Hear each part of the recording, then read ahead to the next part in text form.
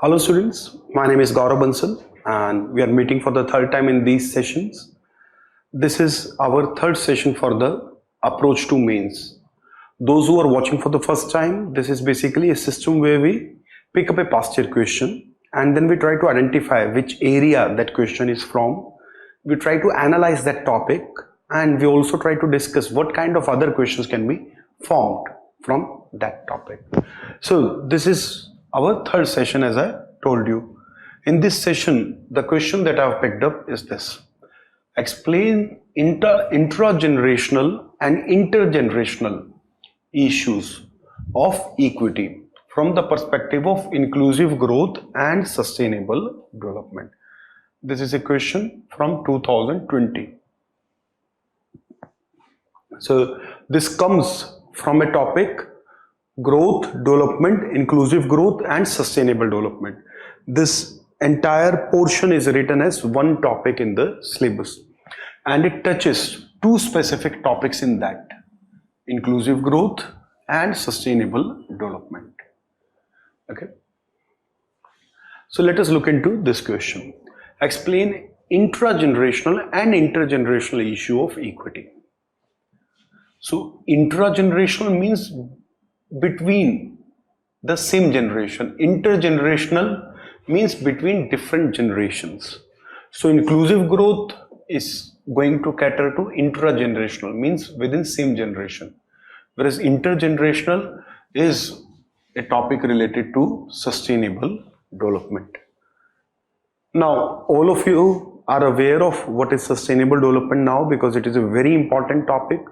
Ever since the Rio summit, the sustainable development has always been a buzzword in the international politics, economics, society, environment, etc. Now, what is this?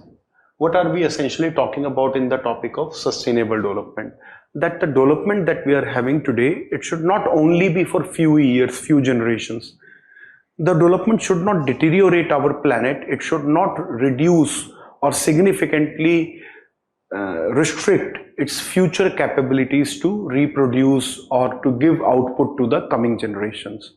For example, if we do overfishing, if we use too much chemicals in our fertilizers and pesticides, and that is too harsh for the soil, then soil will become deteriorated over time and our generation will benefit with extra output maybe, but the next generation will suffer.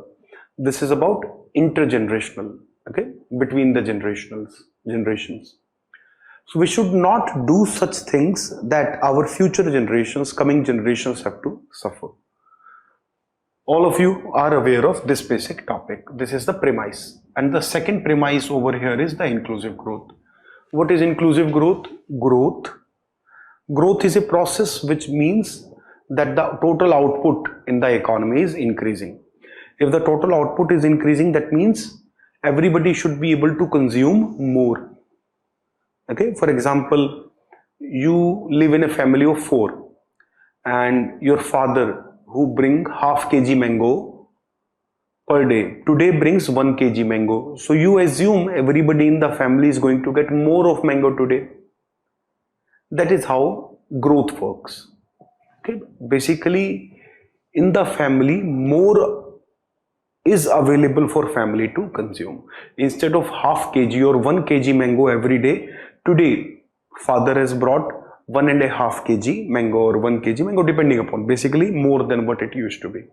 That is how we define growth, that more is the output. In the economy you can't buy things completely, we are talking about production. So when we take this example to broader economy level, over there we mean how much we are total producing. Whatever we produce as a whole, as a country, is basically as a whole available to all the people in the country. So that is how we look at the GDP or the growth. Now, if there is more GDP, that means there is better growth. If GDP is growing faster, means there is better growth. And if GDP is more, means more is available. If more is available, people should be able to get more. As I am saying, that if father has brought double the mangoes, everybody in the family would expect they will also get more. But let us say father say that all of these mangoes or half of these mangoes are only for my daughter. Okay, this daughter is very dear to me and half of the mangoes she will eat and rest of us will eat as we were eating earlier. Okay, so for example, in half kg there used to be 4 small mangoes. Now there are 8 small mangoes in 1 kg. So father has given 8 out of 8, 5 mangoes to her and rest of the people are still having one each. So for rest of the people in the family, the more availability has not affected the welfare of all of them. So growth may not necessarily bring welfare for all, and that is why we come to the concept of inclusive growth. So that is inclusive growth. Now, inclusive growth means that when there is more output, more and more people are getting benefits of it. You can't have absolute equality, so obviously it is not talking about that. It is basically saying that if we look at society in broader sections, let us say in terms of gender, male and female, in terms of age groups, children, teen, young, okay, middle age, old, across the age group also there should not be too much of a difference. Okay, it should not happen that only children are having everything because their parents want them to and they do not give anything to old. That is also bad. Or they are giving everything to old and themselves not to children. So any of these things will mean that there is unequal distribution or significant inequality is a problem. Okay, bit of inequality is perfectly acceptable. Not everybody can be same and all of us do different type of work. Our capacity to work is different, our commitment to work is different, our fitness is different. So some inequality is acceptable. But this type of inequality where a big age group is deprived, where a proper gender is deprived, then we have a problem. Okay, so likewise there can be various groupings. So male, female, age groups, okay, these are there in every country. But in India, there is a problem which is definitely far more serious than male, female or age group. The biggest problem in India is regional difference. I'm talking about inclusive growth perspective, not biggest problem overall. We have bigger problems than that, but regional inequality or regional difference is one of the big problem. Okay. If we compare west of India and east of India, there is a huge difference in the lifestyle. There is a huge difference in the welfare. The average income level in Gujarat, the average income level in Maharashtra, okay, Haryana, Punjab, that is northwest of India. This is much higher compared to eastern India. Okay, let us say Assam, West Bengal, Bihar, Jharkhand. So compared to these parts, per capita income is far more. Living standard is much different.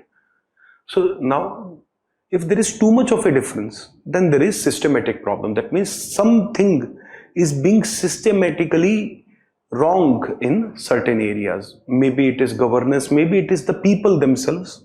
I'm not saying people are not capable, but people somehow are running after some false ideals or the social aspirations are not very well suited to the growth. Okay, for example, if you look at Bhutan, Bhutan doesn't have very similar social aspirations like other countries. Over there, the monkhood is celebrated.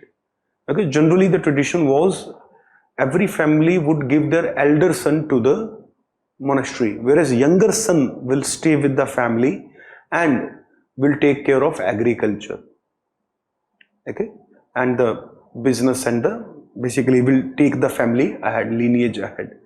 So generally the system was that one eldest child will be given to the monastery, will be celebrated as monk, and remaining children, second, third, whatever, how many will be there, will stay with the family. That was the tradition, and that is still the tradition, but it is now not that much. Okay, not every eldest child go to monastery today, but still there used to be tradition. Now that is a very different type of social aspiration. In Eastern India, particularly, many of you are already aware of it, in Bihar, in Uttar Pradesh, in many other parts of Eastern India, the craze for competitive exams, government job is so high that so much of youth of this country, particularly in certain parts of India, is wasting years after year. Okay, spending 5 years to crack a railway exam or a police exam or grade B or other services, and then not getting selected, then coming to any other job. Or so for lakhs of people, this is a reality of life. So unfortunately, a lot of people are wasting their productive youth time, and this is nothing to be feeling grateful about. Okay, there is nothing that we have to say that, oh, that is great that people do hard work. No, because you are wasting away a precious resource. Okay, it has a huge opportunity cost. Anyways, I will come back to this topic. The topic is inclusive growth. So regional difference, whether it is north south, east west, east versus south. Okay, north versus east. North itself is now much better off than east. Earlier we used to say west and south are much more developed, north and east are backward, but now east is particularly backward. North, even Uttar Pradesh is observing a major transformation now. Okay, other states in north are also doing much better. Even in central India, okay, Madhya Pradesh has done much better, Rajasthan has done much better. So largely it is in eastern India that things are not yet there. Okay, things have not yet changed much. So this regional difference is a problem. Then there is rural-urban divide.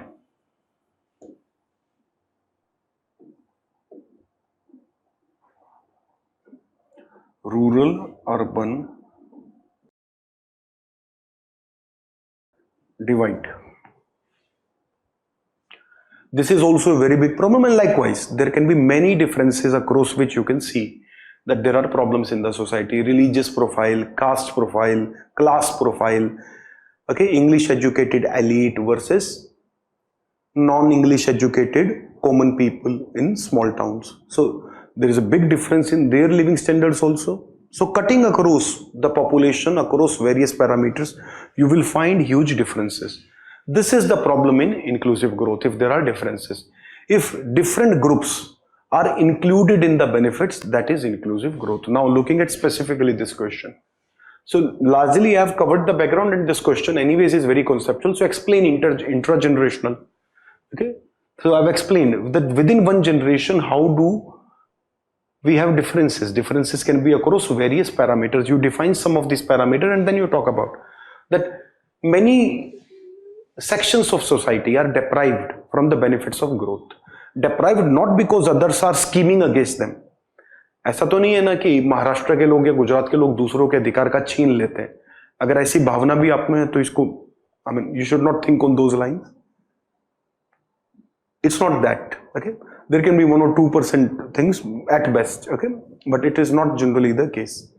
From Finance Commission, they get better allocation. I'm talking about the poorer state. Whereas these states which are better off, they do not get too much of, let us say, attention from the Finance Commission also. They also do not get much support from the center also in that sense. Okay, what is the difference? The difference is reforms. These are the states where the state governments have brought a lot of economic reforms on time.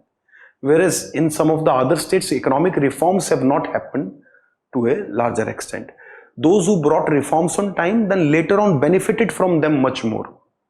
Because when foreigners wanted to invest in India, they went to places which were already better to do business. So they went to certain areas, okay, Western India, Northern India, etc. So if you are already better off, then you will attract more investment. Okay, so those who brought reforms on time, they attracted more investments.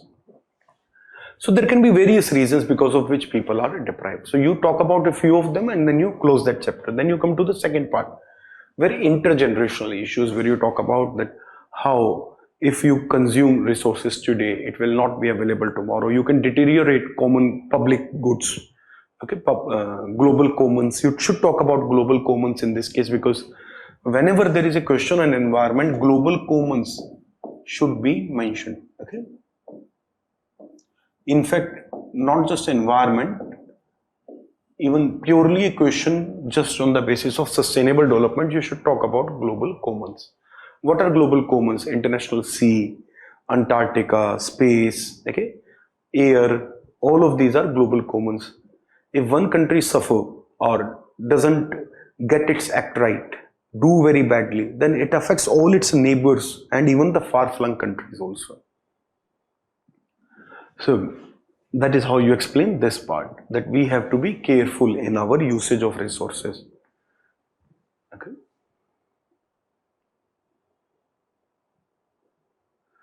So, like, there is a term that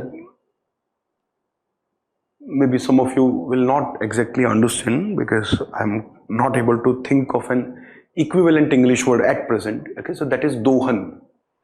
So संसाधनों का दोहन, that is exploitation of resources. If that is done, the exploitation of resources, exploitation is not a perfect word for dohan, by the way. But anyways, if we use this word, up to a certain limit, you can do that. The resource exploitation up to a certain level is okay, because earth can replenish that much. But beyond a point, earth will not be able to replenish that much. So up to that limit, if we use up the resources and within that we manage our development, then that is fine. And that is what we want under sustainable development. Sustainable development doesn't say that you stop industrialization. It doesn't say that you should stop industrial activity or energy production, mining, etc. It doesn't say that. It says that you need to understand the earth's regenerational capacity. And accordingly, you choose your activity level. So that is how you need to discuss the second part. Now, let us move ahead. So yes, I've already discussed the concept on the basis of this question is this, which is anyways in the question directly. Answer also I've discussed. Now, similar question or probable question. Now, what other type of question can come like similar to that question? How is inclusive growth important for economic development, and what are other components of development? Okay. So this type of question in fact has come earlier. Okay. But if we talk about development, development is much wider. Okay, development is a broader umbrella. Okay,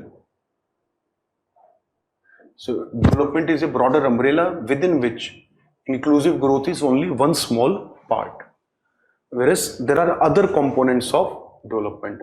So in economy, we talk about three basic problems or challenges. First is what to produce. Second, how to produce. And third is for whom to produce.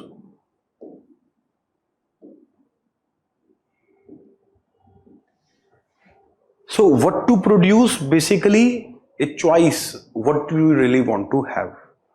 So this will settle the question of what are the priorities of people, what is required in the society. Okay, whether we want to opt for luxury cars today or we want to opt for improving the educational level in society first.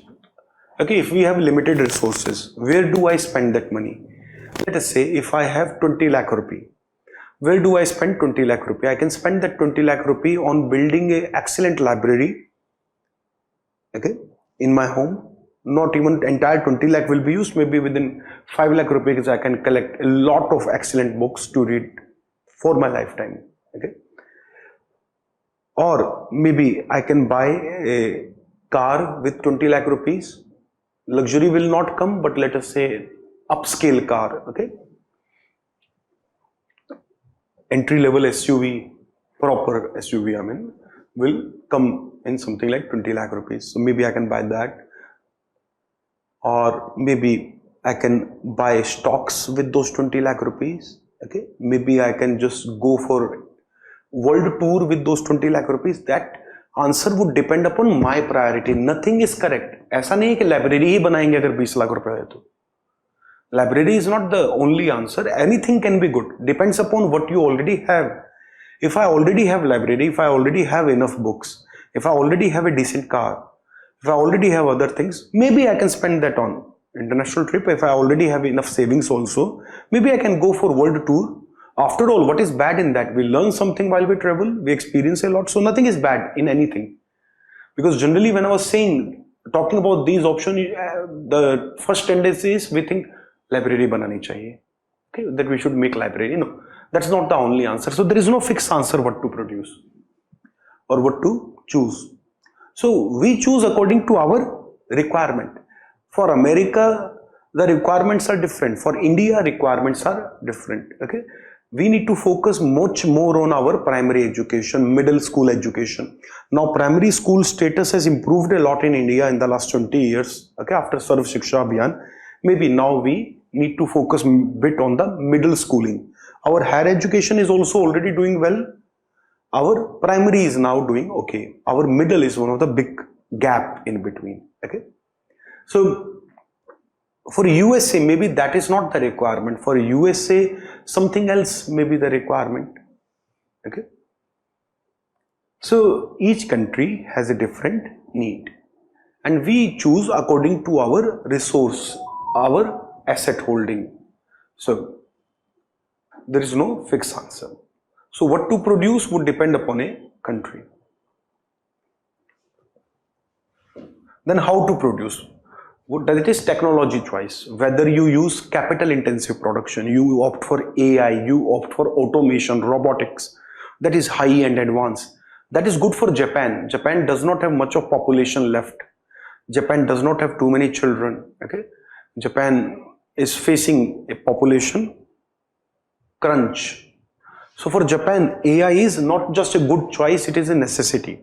But for India, AI, automation, robotics, all of this, if we focus too much, then it can be disastrous. We need to step up with the rest of the world. It's not possible that we are still in the Belgadi while rest of the world move to the Rolls Royce, okay, or the Land Rovers.